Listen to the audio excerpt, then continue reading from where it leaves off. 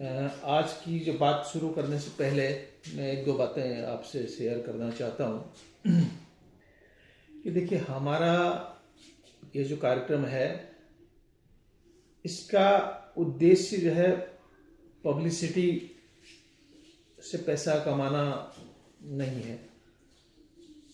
बस हमारा एक मात्र उद्देश्य है, क्योंकि देखिए ये जो काम कर रहे हैं ना, देखिए तमाम न्यूज़ चैनल, बहुत सारे लोग जिनके पास हमसे बेहतर संसाधन है और बेहतर इक्विप्ड हैं वो लोग, तो वो लोग भी इसे कर रहे हैं। तो हम कोई अलग से ऐसा नहीं कर पा रहे हैं, लेकिन बात ये है कि हम वंचितों की जो जागरूकता है ये हमारा उद्देश्य है।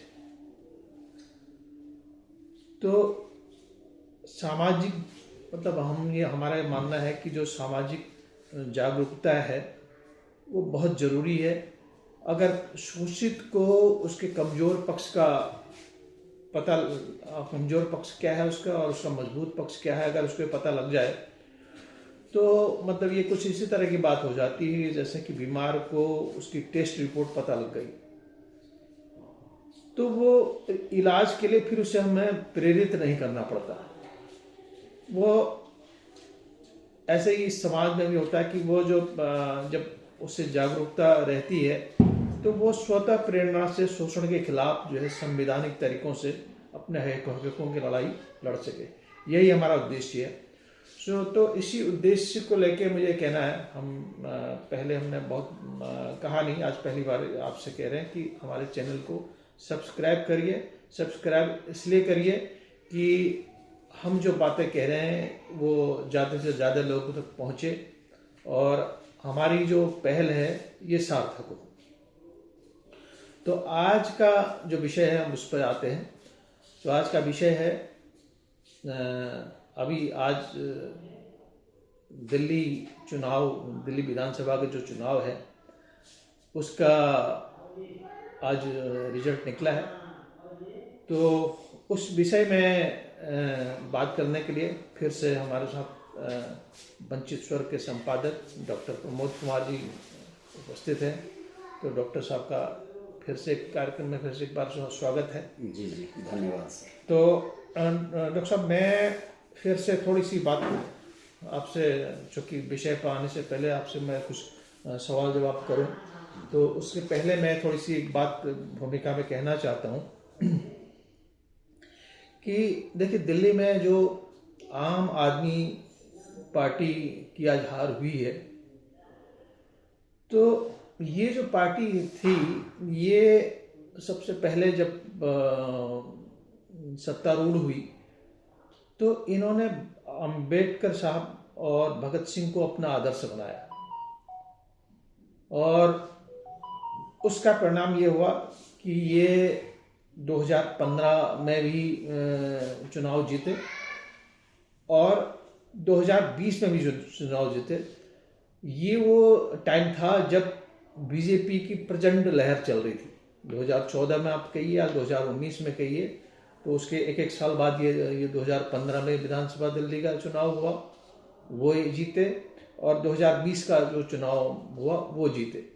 तो कहने का मतलब है कि बीजेपी के प्रचंड लहर के बावजूद भी बाबा साहब और भगत सिंह को इन्होंने आगे रखा, तो लोगों ने इनको सत्तारूढ़ किया। लेकिन जैसे जैसे ये पार्टी आगे बढ़ी तो इसकी कुछ असलियत जो है फिर सामने आने लगी। जो उसके जो हार के जो कारण हैं, उसके कई कारण हैं। मैं सबसे पहले जो फोकस करना चाहता हूँ, विचारधारा की बात करना चाहता हूँ। तो विचारधारा जब इस पार्टी की उजागर हुई तो इसमें कुछ उदाहरण है हमारे पास। जैसे देखिए इसी पार्टी में राजेंद्र पाल गौतम जी हैं, और आपको ध्यान होगा कि वो जो है उनको इस्तीफा देने को मजबूर होना पड़ा। अंत में फिर उन्होंने पार्टी भी चेंज करी, उन्होंने दूसरे दल से चुनाव लड़ा। कांग्रेस में। तो एक तो वो विषय था कि देखिए जब आप बाबा साहब का नाम ले रहे हैं और जो बाबा साहब के विचारधारा की बात कर रहा है तो उसको आप जो है पार्टी से इस्तीफा देने को बाध्य कर रहे हैं। दूसरा एक उदाहरण और है कि जब दिल्ली में तबलीगी जमात वाला जो प्रकरण हुआ था कोरोना के टाइम पर, तबलीगी जमात को टारगेट किया जा रहा था, तो उस वक्त भी इन्होंने जो है वो मतलब ये कि जो कट्टरपंथी विचारधारा है उसकी लगभग हाँ में हाँ मिलाई थी। ठीक है। अच्छा, फिर जब इस बीच और जाके आगे घटनाक्रम आगे बढ़ा तो इस पार्टी की जो आरएसएस से जो नज़दीकियाँ थी वो प्रकट हुई, और फिर अचानक फिर जब ध्यान आया, जबकि ये जो है बीजेपी की बी टीम इसको कहने का ध्यान आया, इस बीच तो लगभग सब लोग भूल चुके थे कि ये जो है इस पार्टी का आरएसएस से कोई रिश्ता है या ये बीजेपी की बी टीम है। तो जब बाद में पता लगा कि देखिए कि ये इस जो पार्टी जो पैदा हुई है ये तो अन्ना के आंदोलन से पैदा हुई, और आरएसएस के सपोर्ट से ही ये पार्टी जो है आई, और खुद जो केजरीवाल साहब हैं वो जो है आरक्षण के प्रबल विरोधी रहे हैं। तो कहीं भी आपको हमको जब लगता है कि मतलब जो इस तरह की जो बाबा साहब की विचारधारा के संबंध में जब कहीं भी कोई कॉन्फ्लिक्ट हुआ तो ये आरएसएस के खिलाफ उन मामलों में कभी भी खड़ी नजर नहीं आई। तो आज हमारा जो देखिए कि जो मुझे जो आपसे जानना है, ये इस चुनाव का परिणाम देश के बहुजन मूल निवासियों पर क्या पड़ेगा, ये आपसे जानना है। अच्छा, ये तो मैंने हाँ ठीक है सर जी, धन्यवाद आपका। साथ में मैं चैनल का भी धन्यवाद करना चाहता हूँ। देखिए, ये जो आज जो दिल्ली का परिणाम आया है, ये इसको हम लोगों को कुछ पहले इतिहास में जाके देखना पड़ेगा। आप देखेंगे कि जिस समय यूपीए की गवर्नमेंट चल रही थी और एक तरफ जो मूल निवासी बहुजन चेतना का जो इस देश में उभार हुआ है, जैसे जैसे मूल निवासी बहुजन चेतना का जब इस देश में उभार हुआ है तो वही जो ब्राह्मणवादी जो ताकतें हैं उन्होंने उस मौके की नजाकत को समझते हुए जब देखा 2004 में अटल बिहारी वाजपेयी की जो सरकार थी जब वो हार गई थी और यूपीए बनी, और उस यूपी में आप देखेंगे कई जो सारे जो बहुजन जो लीडर्स थे वो भी उसमें लगभग सबकी मिली जुली सी सरकार, लेकिन उससे जो आरएसएस और जो ब्राह्मणवादी सारी ताकतें वो बड़ी परेशान हो गई थी। वो एक चेहरे की तलाश में थी।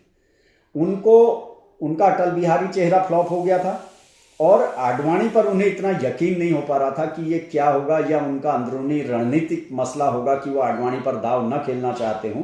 हालांकि अटल बिहारी वाजपेयी के दौर में उन्होंने आडवाणी को प्रधानमंत्री बनाया था, कायदा अनुसार वो अगला चेहरा होने थे, लेकिन उन्हें उस चेहरे पे यकीन नहीं होगा और वो एक नए चेहरे की तलाश में थे और आरएसएस और बीजेपी के पास कोई ऐसा चेहरा नहीं बन पा रहा था। तो ये उनका एक ट्रायल था। जो आज केजरीवाल हैं, जो लोगों को दिख रहे हैं, ये उनके ट्रायल थे। और आप देखेंगे कि केजरीवाल जी का जो जानने वाले लोग हैं उन्हें पता है इनका कैसे उभार हुआ, क्यों इन्होंने नौकरी छोड़ी, चाहे वो दिल्ली के तमाम जो आरक्षण विरोधी आंदोलन हो उनका नेतृत्व। इस तरीके से इन्होंने आरएसएस का भरोसा जीता कि भाई हाँ, हम तुम्हारे एक तो मैं नौकरी भी छोड़ूंगा, दूसरा इस मुद्दे के लिए। और जब इनका केजरीवाल जी का पहला जब एक पत्र भी आया जब इन्होंने पार्टी बनाई तो उसमें ये क्लियर कट था कि सबसे पहले तो मैं ये जो जातिगत आरक्षण को हम समाप्त करना चाहते हैं। इनकी पहली लाइन वही थी, हम केवल जो पैसे वाला गरीबी अमीरी वाला रखेंगे और जो वर्तमान ये जो यानी प्रतिनिधित्व वाला जो व्यवस्था है, जो सब जातियों को प्रतिनिधित्व वाले जो सिस्टम, उसे हम खत्म करेंगे। तो लेकिन लोग समझ नहीं पाए। बड़ी चालाकी से इन्होंने क्या किया, चुनाव निशान अपना बड़ा रणनीतिक ढंग से झाड़ू रखा, क्योंकि दिल्ली को इन्होंने फोकस किया था। दिल्ली नगर निगम है, वहां बहुत ज्यादा संख्या में सफाई कर्मी है, उनके वोटों को ध्यान में रख के झाड़ू निशान एक तरीके के बेवकूफ बनाने के लिए ये रखा। दूसरा फिर इन्होंने बाबा साहब डॉक्टर अंबेडकर का चेहरा, जैसे आपने अभी बताया।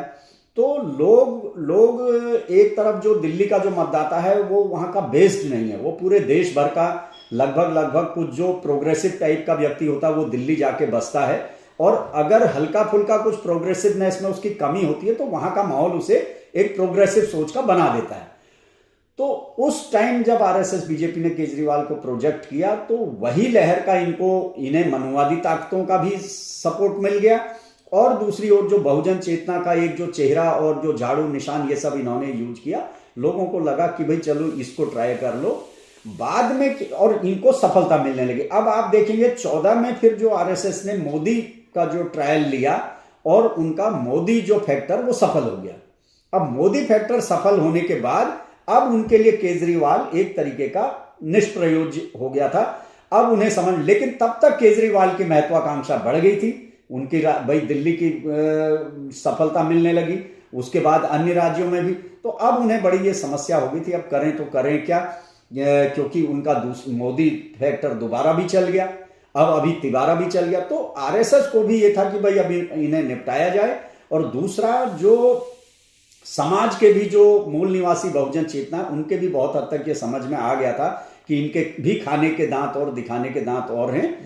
तो इसलिए ये चुनाव में जो रिजल्ट आया है ये कोई अप्रत्याशित नहीं है, और आरएसएस पूरी तरीके से अब इनके पीछे पड़ चुकी है, क्योंकि अब वो इनके लिए सिर्फ कांटा बन गए हैं, कांटा बन गए, परेशानी बन गए। वो हर जगह इन्हें चुनौती देने लगे थे, और एक अच्छा खासा जो सामान्य तबके का वोटर इनके साथ जुड़ गया था। तो आरएसएस और बीजेपी को लगता था अब ये हमारे लिए सिर्फ परेशानी के अलावा कुछ नहीं, तो उन्हें भी इन्हें निपटाना था। दूसरा, इनका जो दोहरा चेहरा वो भी जनता को समझ में आ गया था, तो ये अप्रत्याशित नहीं था, है ये होना ही था। जी। तो अब जब ये हालात बन चुकी हैं, आप मतलब जो मूल निवासी बहुजन समाज है उसकी अब कौन सी दिशा होनी चाहिए, उसको किस दिशा में आगे बढ़ना चाहिए, इस पर क्या कहेंगे? जी जी जी। अब देखिए, पहली चीज तो अब जो बहुजन मूल निवासी जो चेतना की जो इस समय बात है, उनके सामने एक तरीके के कोहरे जो हैं वो छट रहे हैं। मैं जिस रूप में देखता हूं कि ये कोहरा थे जिसमें आगे कुछ दिखाई नहीं देता है। कोहरा आदमी की एक जो दृष्टि को वो कर देता है, बाधित करता है। ये कोहरे थे, लोगों को ये लगता था ये हमारे हैं जी, क्योंकि ऐसा चेहरा यूज करते थे कि भाई, लेकिन हकीकत में इनका चेहरा भी वही होता था, जो असली चेहरा सामने नहीं आता था। जैसे उस दौर में आप देखेंगे सेम जो गांधी जी का चेहरा था, एक तरफ गांधी जी अछूतोद्धार की बात करेंगे, उनको तमाम तरीके से उनके साथ खाने बैठने, ये सारे नाटक उनके प्रेम का, और दूसरी ओर जहां पर उनके अधिकारों की जो मूल बात होती थी उसके लिए उन्होंने अपनी जान की बाजी भी लगा दी थी। लेकिन अब जो मूल निवासी बहुजन समाज की जो स्थिति है उसमें अभी शिक्षा का स्तर नहीं, हजारों साल से जिनको शिक्षा से दूर रखा गया, संपत्ति से दूर रखा गया, उनके आर्थिक सामाजिक शैक्षणिक हालात इतने कि उन्हें ये गहराइयां समझ में नहीं आती। उनको जो दिखाया जाता है या जो दिखता है उन्हें लगता है फिलहाल यही सच है। तो लोग गांधी जी के भी भ्रम में आए, झांसे में आए, और एक लंबे समय तक कांग्रेस को इसका लाभ मिला। लगभग वही चीज ये यहाँ पर केजरीवाल भी करने लगे थे। लेकिन आप देखेंगे जब ये 70-80 के दौर से जब मूल निवासी बहुजन चेतना का जो उभार हुआ है, धीरे धीरे इस समाज के जो कुछ पढ़े लिखे लोगों ने एक चेतना का जो माहौल बनाना शुरू किया, उससे आज वो चेतना काफी हद तक बढ़ी है।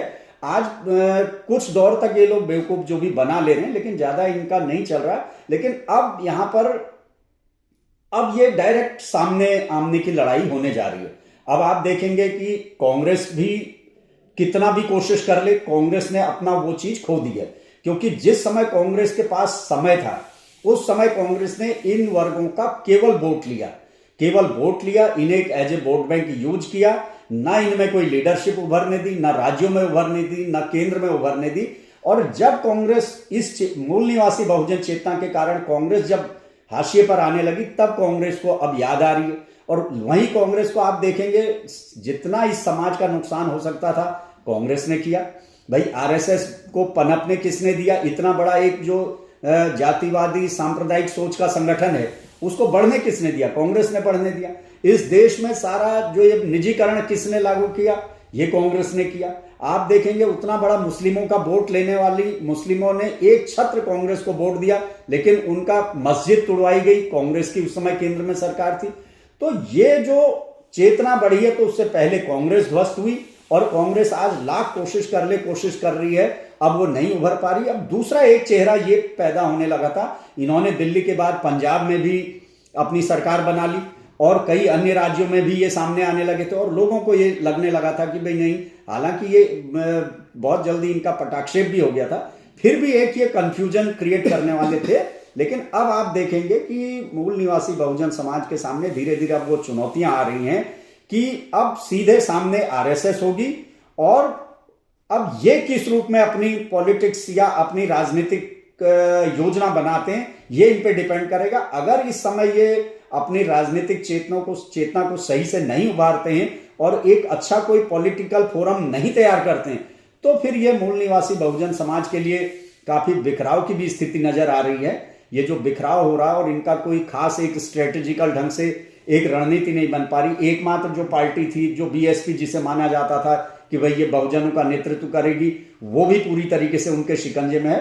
तो यहां पर मूल निवासी बहुजन समाज को इतना तो उसने कर लिया कि ये कोहरे छटने लगे हैं, लेकिन अब इसका आगे का उसको एक बहुत ठोस प्लानिंग करनी पड़ेगी कि अब उनके जो सामने ताकतवर जो उनका शत्रु है, जो उन्हें हजारों साल से कुछ भी नहीं देना चाहता, जो कुछ है उनके पास सब छीन लेना चाहता है, अब उसके पास पूरा केंद्र भी, राज्य भी, अब ये देश की राजधानी भी उसके हाथ में आ गई है, कई राज्य उसके हाथ में हैं। और भी आप देख सकते हैं, चाहे न्यायपालिका हो, मीडिया हो, सारा अर्थतंत्र पे उसका कब्जा है। तो अब इससे कैसे लड़ा जाए, ये मूल निवासी बहुजन समाज के लिए एक चेतना का विषय है। इस पर उसे एक ठोस रणनीतिक ढंग से काम करना पड़ेगा, यही मुझे लगता है जी। अच्छा, मुझे आपने कहा कि हमें अब हमारे सामने से जो कोहरा है तो वो हट चुका और हमको अब साफ तौर से हमें किससे लड़ाई लड़नी है ये हमें पता लग चुका। लेकिन देखिए कि ये सब करने में देखिए मूल निवासी बहुजन समाज को इसके लिए टाइम जो है वो मतलब समझिए कि अगर वो उसकी अपनी समझ बनी है तो उस समझ की कीमत उसको एक 5 साल का समय दे के उसकी कीमत 5 साल उसने चुकाई। और मतलब देखिए 5 साल का 10 साल का जो समय होता है किसी भी पीढ़ी के लिए बहुत इम्पोर्टेंट होता है। जो उस वक्त 10 साल का बच्चा होगा तो इन 10 सालों में 20 साल का हो चुका होगा, उसका कैरियर वेरियर तमाम सब चीज़ें बन चुकी होगी। चूँकि एक जब बहुजन मतलब जो मूल निवासी जो समाज है उसके लिए शिक्षा एक बहुत बड़ा इश्यू था और इन्होंने शिक्षा के क्षेत्र में ये भी दावे किए थे कि हम जो है शिक्षा के क्षेत्र में बहुत अच्छा वो कर रहे हैं। तो अब चूंकि सत्ता परिवर्तन हो चुका है और इस वक्त सबसे बड़ा जो खतरा मुझे मालूम पड़ता है जो मूल निवासी बहुजन समाज के सामने है वो शिक्षा का है। जो शिक्षा का मतलब समझिए कि एक तो जो बाजारीकरण हो चुका है, फीस महंगी हो चुकी हैं और तमाम जो प्रक्रियाएं हैं वो बहुत जो शिक्षा नीतियां हैं और तमाम सब चीज़ें, शिक्षा का बजट वो कम होता चला जा रहा है।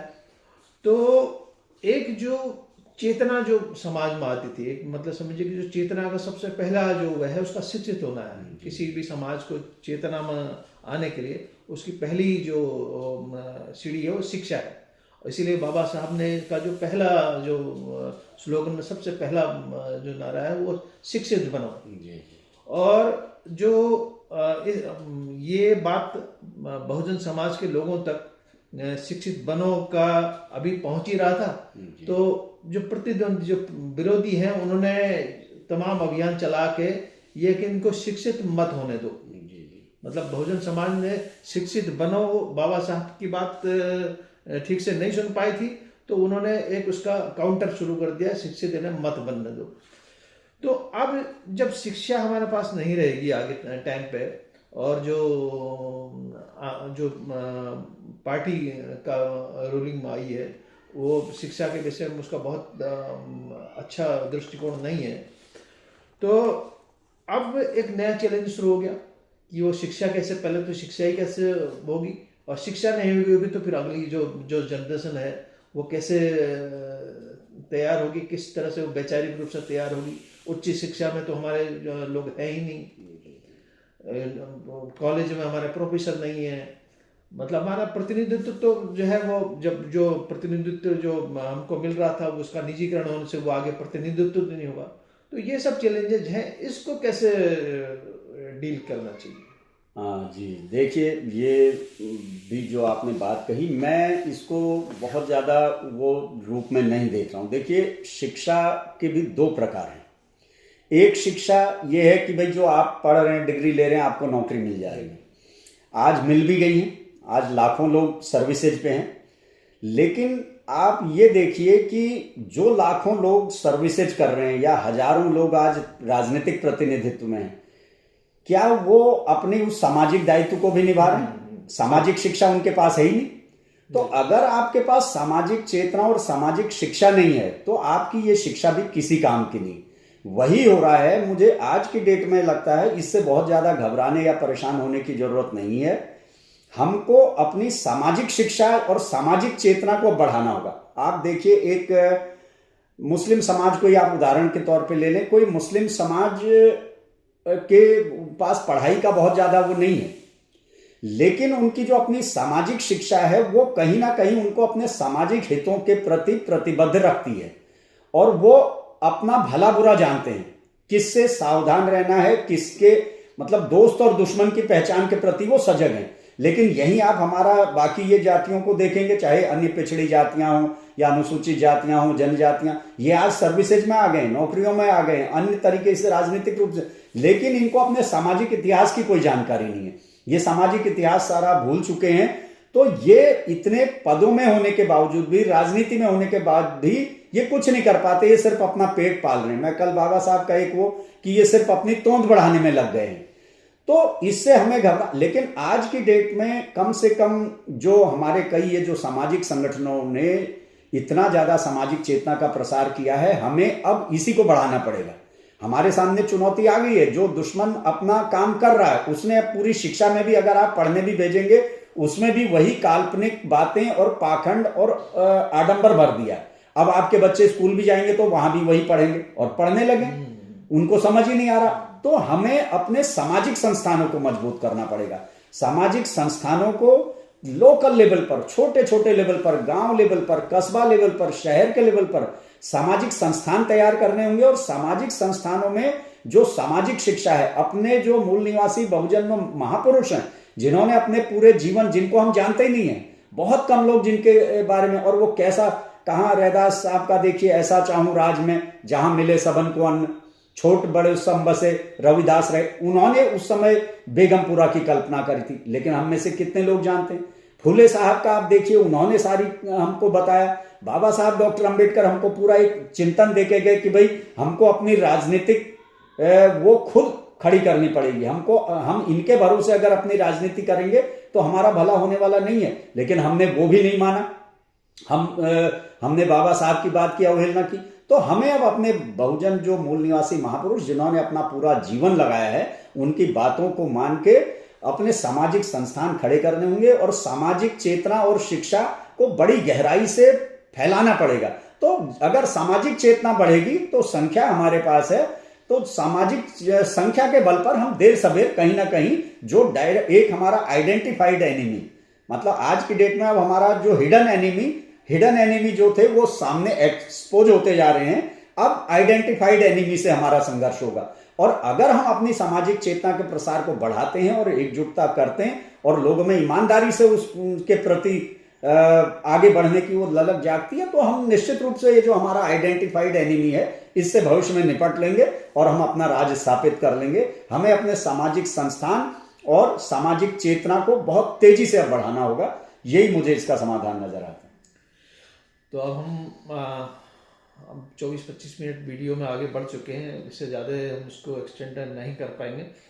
और बहुत सारी बातें हैं इस कड़ी में, उनके साथ हम फिर से आपके साथ फिर से हाजिर होंगे।